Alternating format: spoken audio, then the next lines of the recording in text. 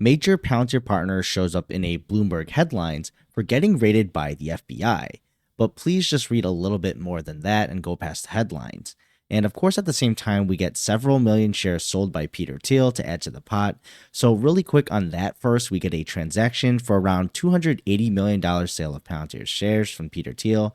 This has been a long time coming and anticipated, and isn't really surprising, honestly.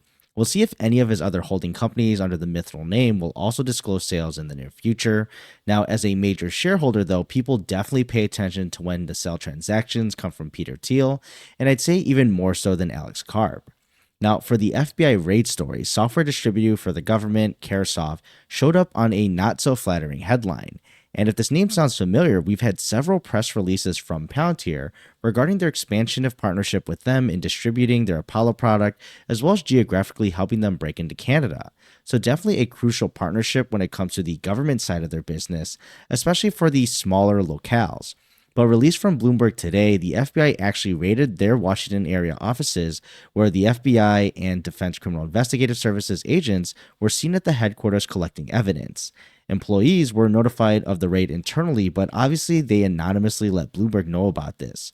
But the important thing to note is that the investigation is into a company that Caresoft has done business with in the past and not Caresoft themselves. And that's the story, or really lack of it, for now. But on X, I was already seeing some posts about the raid and then kind of tying the name to Palantir and a bunch of other companies too that do business with Caresoft, skewing the narrative just a little bit to at least try to associate the news with them. But it's all essentially FUD, as you can see from the article. So this is my PSA to look past the headlines, and if you see these kinds of posts, it's not out of this world. That is for engagement farming with the wider reach of a well-known name outside of Caresoft like Palantir. But as noted, this has nothing to do with them unless they end up being that specific organization being investigated, where the main focus right now isn't even on Caresoft. Obviously, still not ideal when compared to not being rated at all, but sounds like a nothing burger to me, at least, since we don't have specifics.